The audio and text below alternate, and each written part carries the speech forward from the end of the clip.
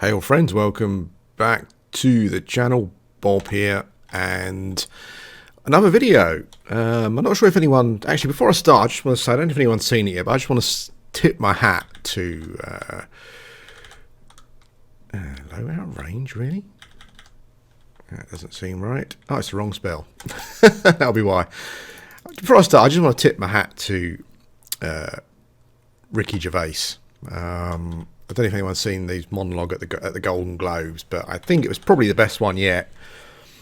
Basically calling out, these billionaire celebrities who, will take money from the absolute worst of companies with regards to how they treat people, treat their staff. But will moralise, but will tell oh, here we go again. There's some sort of buggy stuff going on here, where the guard, depending on where you route it, but sometimes it will just run away.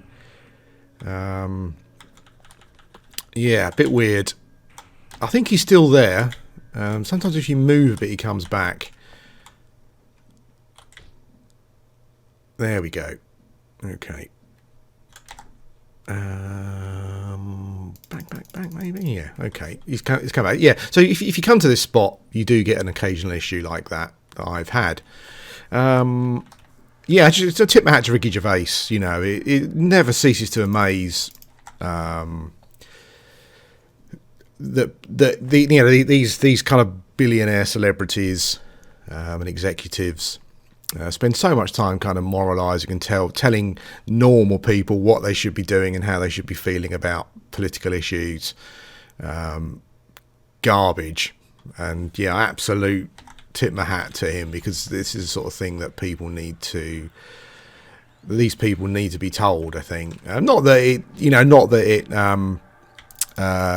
they probably take any notice. I mean, I think the interesting thing was that a lot of them went on then to start making political statements without any sense of irony. It's just it's quite bizarre to see, really. But yeah, so someone who is just absolutely, completely fatigued by this kind of, like, even speaking as someone who's always been staunch left wing, this kind of like radical left wing rubbish. Yeah, it's that sort of thing I think that we need. Anyway, that's political message over. Let's move on to the video. Yeah, in the previous video I did, I said I was moving house, and I wasn't sure when I was going to be able to do another video, but we haven't moved yet. Anyone who's gone through a house selling or buying process, will know that solicitors are just the worst at their job. Maybe they just don't make enough money through selling a house, so it's not a priority. But certainly, there are people in the chain not doing their job, and this is something that actually should have been completed months ago, and because of incompetency, we are still waiting. Yeah, so I'm still located at location 0. I don't know when I'll be moving to location Alpha or whatever. But yeah, I'm still where I am, and yeah, so I'm doing this video just to update you, let you know how things are going. Oh, hello. I need to try and watch. I'll try and watch out for newbies running around, because I'm killing guards, and sometimes I run to the tower, so you kind of need to help them out because you're killing the guards. I think we can probably just start on this one as well. Actually, we might as well. Yeah, so I haven't moved yet, so I'm still in my old place, doing stuff. Thanks for all the comments and the views on that kind of, channel ideas video. Yeah, it's one of those things. It's one of those weird things where you're kind of in the position that I'm in, and I'm in the position I'm in. You just got to get on with it. That's fine. But then you kind of want to try and make the most of your situation, essentially. I think I'm sure anyone would probably be like that, irrespective of what illness you've got or what your disabilities may be. Yeah, so a lot of what I'm thinking about at the moment is, what can I do with my life, really? I mean, I've been sick now for what year are we? 2020. So in March, again, about March time, it will be 6 years, and that's a long time out of your life, a long time where yes, 6 years in that where my life has been completely different from the first 44 years, 43 years, or whatever it was. So, yeah, so these are things that you have to get your head around, and I think much like anyone who finds himself in my situation, you go through the years and you think maybe this is the year where things will change, get better, and etc., etc. No, we're still fighting. Okay, as long as my pet doesn't die, because they take a lot of mana. Shaman pets to cast, and I must check. I don't think I've got like a reclaim pet yet or anything, so I don't want him to die actually. So. Oh, here we go. Fine. So we can finish him off. Yeah, every year you kind of think to yourself, well, is this the year where things are going to improve, etc.? And I've certainly improved from where I was at originally, which was in a pretty bad place. Yeah, but you kind of find yourself in a situation where even like you go out, I go out and I've got no idea of these sort of things. I don't even know. These sort of things that people actually want to listen to on a video. I've got no idea, but I think I'm just trying to let's get into guard there again. Yeah, just trying to kind of give you some sort of idea of what I want to do and where I'm coming from to kind of to give you some sort of flavour. But yeah, going from someone who was keen weightlifter, keen cyclist and that kind of thing, to going out and only be able to just kind of walk short distances. It certainly changes your outlook on life. You certainly, the things you do, you kind of value more. But also, it's kind of amazing how you kind of deal with it. You kind of, if someone had said to me 6 years ago, you're going to go from this to this, maybe I'd have jumped under a train at that point. I have no idea. But yeah, like mentally, you just learn to live with the limitations that you've got to a certain extent. Sometimes when I'm out and we're walking along and some 70-year-old goes walking past me because they're able to walk quicker than me and further than me, obviously that can be upsetting. Yeah, but generally it's amazing how mentally you kind of you deal with those things, and you just I was going to say you kind of just get on with it. You don't always get on with it. There are times when you don't get on with it, but yeah, it's you kind of adjust to, I guess, a different way of life. Yeah, but also it's I think also I did a video a while back about being introverted.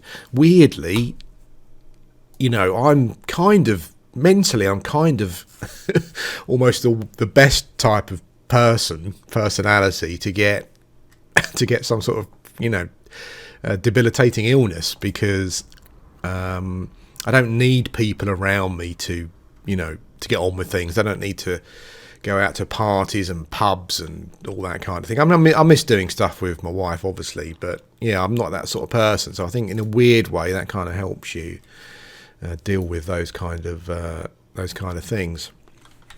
But anyway, yeah, when I was first, obviously the title of this video is not going to attract anyone looking for advice probably, but yeah, I would say that when I was first sick, I'd trawl YouTube looking for videos of people in similar situations. So if you're in a similar situation, it's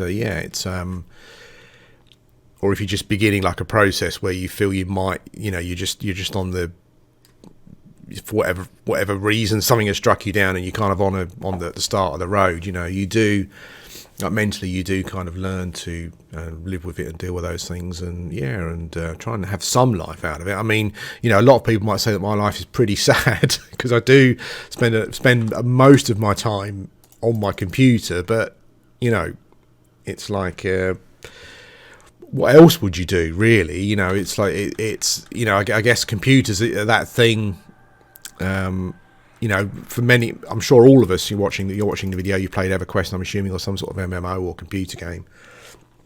So computers have always been a big thing in our lives, and when you find yourself in a situation where you can't do much else, they become even more of a focus. And I think there's anything wrong with that. You know, you need to do whatever you need to do to sort of keep yourself going. But that's kind of what I intend to do when I move. Hopefully, you know, kind of.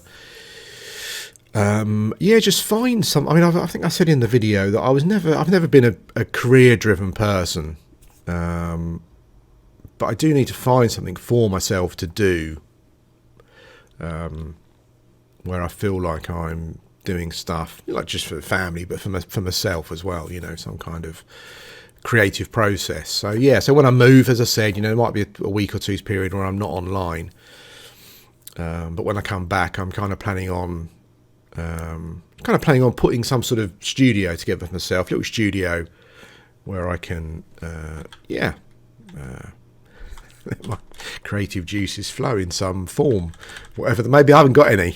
we'll have to see. But anyway, yeah. So I'm level 35. I'm just pushing through. I didn't play Everquest for about a week. I've only come back this week. Really, I kind of got a bit burnt out, I guess. I started playing Pillars of Eternity, which I started years ago and haven't finished, so I'm kind of playing through that to try and finish that. Oh no, that's the wrong spell. So I haven't played for about a week. I came back. It's funny when I don't play Everquest, I do think to myself,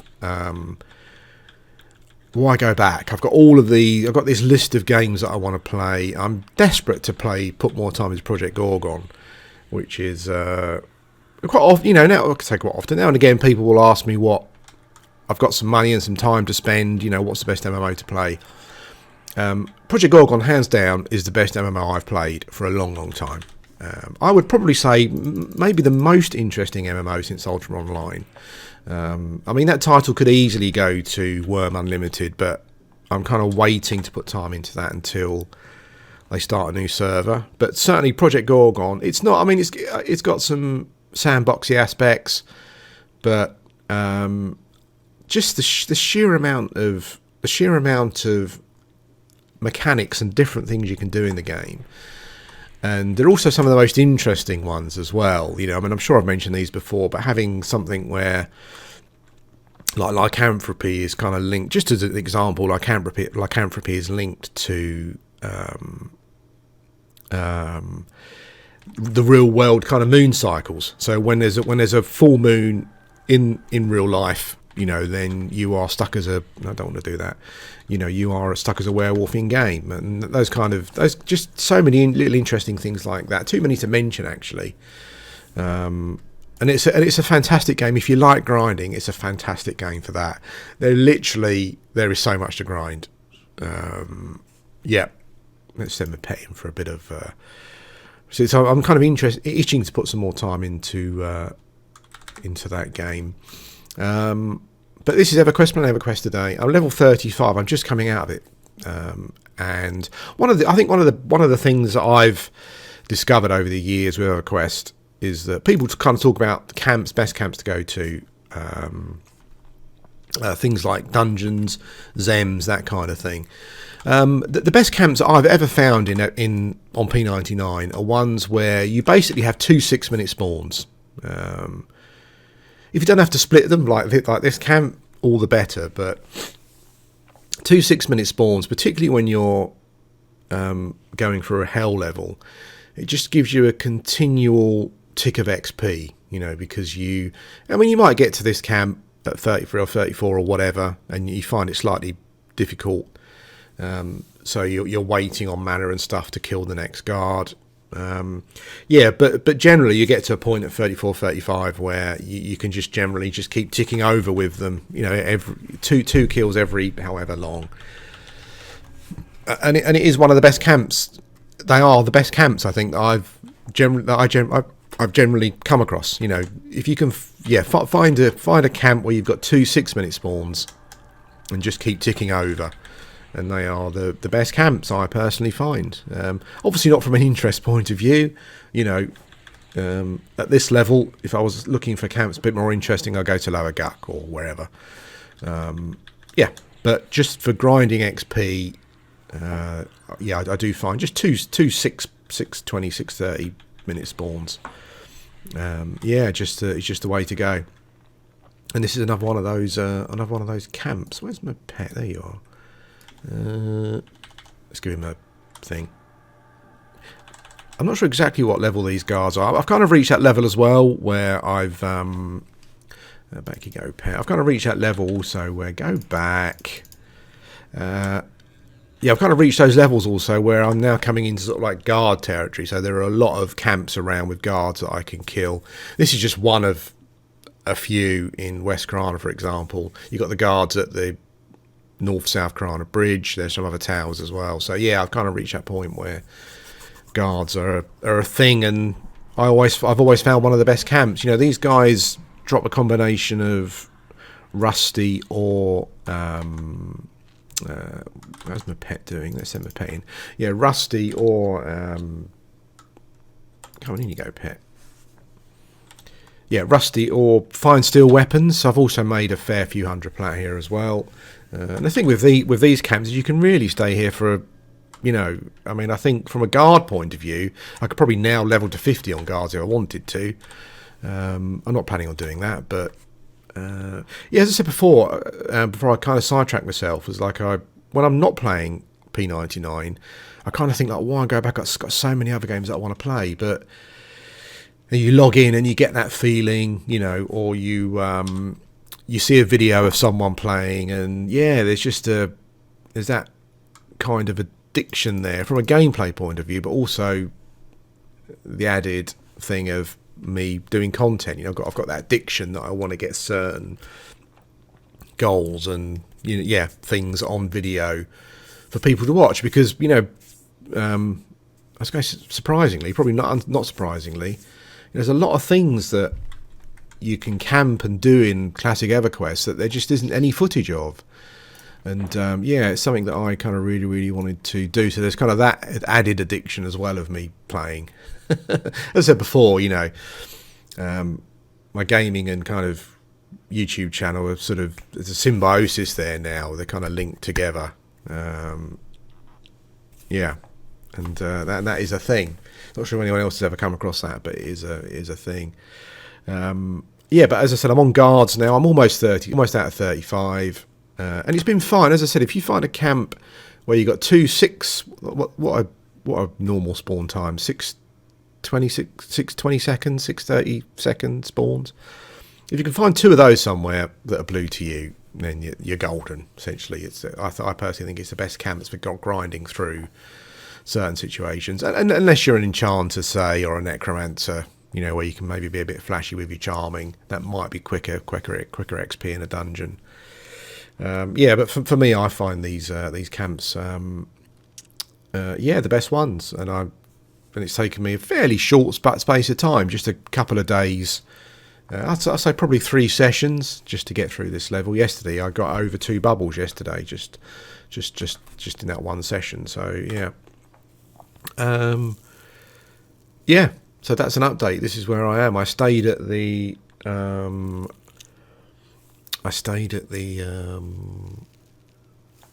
Millers for till 34. Then I came here, so it's almost 2 levels now. I do often kind of do like an unrest look, just to see who's at the Hag's Towers, but you're so limited camps wise, or you're so limited by camps that people seem willing to go to, that it's very difficult to find some of the great camps open. So like Hag Tower would be great for me now, but there's always characters in Unrest around that level. Like either the cleric or the enchanter will be there, definitely. Yeah, and also things like you know, Highhold Keep, you know, the nobles and the bards and stuff. Someone's always there, irrespective of the time of day. Because don't you remember, I play off peak, and even now you're very lucky to get one of those camps. Yeah, and it's interesting, kind of like looking at the forums and watching some other videos and how people have kind of generally felt about things. I think the first one was like the split between teal and green. It personally, for me, it was a no-brainer. You know, a no-brainer. Classic EverQuest just wasn't designed to have that many people. You know, And I think the decision in the end was made because it would just make life so much easier for them. There would have been so much more hassle at camps and stuff. I personally think without Teal, I just think the game just wasn't designed for that many people. When Kunut comes out, merge it again. That's fine. I think that's a fine thing, and I think it was the right thing to do. Even if off peak, each server's only got a couple of hundred people. I just think that. I think long term, I just think for everyone's sanity, personally, I think it was the best thing to do. But there you go. Not everyone's gonna agree with that. I think also the other interesting thing that I looked at this morning, and I haven't really paid it too much attention recently, is Blue and how Blue's doing. And I noticed this morning that Blue had about a similar amount of players that Teal had when I logged in. Green had like 100 players more maybe than both of them. And it's interesting to see how Blue's evolving. I'm kind of again looking at a couple of other videos of people and looking on the forums and stuff. Yeah, Blue. I can't imagine there's as much competition on there as there was at all ever. I've seen a couple of people try to suggest it's still what it was, but I can't imagine it is.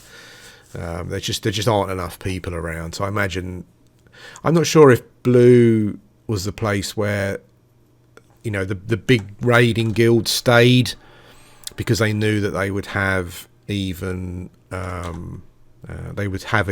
even more of a monopoly. I'm not sure. I think Blue is like, I've seen on the forums and again watching videos, a number of people saying that they kind of couldn't leave Blue. They couldn't leave the time that they've invested, which I think is fair enough. I do think that Blue. I think when Green came out, if you stayed on Blue, I think you're probably the sort of person who's more interested in loot. You're a bit of a loot person. You couldn't leave all that time you invested in getting the loot. Classic EverQuest, to be fair, doesn't have that loot that Kunark has from a power point of view, from a power level point of view. So if you're a person that's all about the loots, I think that I think that Blue is still going to have an appeal, because you can keep killing the big mobs, getting your epics and all that kind of thing. I think Green is more for people who kind of wanted the experience of starting again. I guess personally I do feel it a bit weird. It does strike me as a bit odd that if you played on P99 and you love EverQuest, you wouldn't want that experience going from the start. I do find that slightly odd, I think, maybe. But as I said, if I can perfectly understand the argument of a time input. And I guess if you're more about the loot than the experience, which I think, a few people I've heard talking about that, and they do seem to be the sort of people who are more loot orientated. That's fine. That's why not? Why not? Keep your loots, and you've basically got less competition. I must confess, I can't say that I haven't considered it. I imagine like now, getting onto Blue, maybe I'd have an easier time getting an epic. Get my enchanter to 60. There'll be a lot more camps open for my enchanter. To get some loots and stuff, maybe. It's certainly something I've kind of considered, but there are other games that I want to play, and I wouldn't want to put my time into 2 EverQuest servers. That would be, I'm not really up for that. My plans from a P99 point of view are still the same. I did get my enchanter up to 25 actually, so what I've just kind of decided to do is maybe get Augur up to 40-ish maybe, and then go and get that guys sorted out, maybe get a Rubicite breastplate sorted out, and then I should still have time to go over to the enchanter, who's leveling quicker than Augur was, to get up and maybe get some J boots before they go. Mana Stone unlikely. I'm not sure I could do that camp. But this is where we are. This is an update. We're at guards is where we are. yeah, and I think and there's plenty of guards available now for me to kill in different areas. So maybe it'll all be about the guards. I don't know. It's a guard leveling guide, guard diet. Maybe I should do. But anyway, I came here to this tower at 34, and obviously when I move somewhere else, I'll let you know where I go. Yeah, that's it for now. I think probably not much else to say.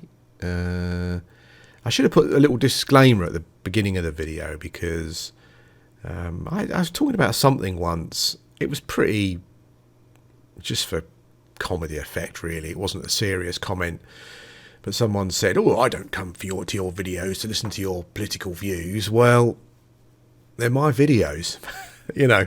And you essentially listen to what I talk about. Maybe I should put a disclaimer at the start saying if you don't want to hear about Ricky Gervais's monologue at the Golden Globes, then skip forward a few minutes or go to find a different video. But I didn't. I've done it at the end. So yeah, you got it anyway. Anyway, thanks for watching. As I said, I don't know when I'm moving, but yeah, I'll be back with a video at some point soon. It might. Oops, no, we don't want to do that. It might be a Project Gorgon one, maybe, even, just to give you some idea of what I'm doing there and, yeah, plans. Anyway, thanks for watching, and I'll speak to you again soon.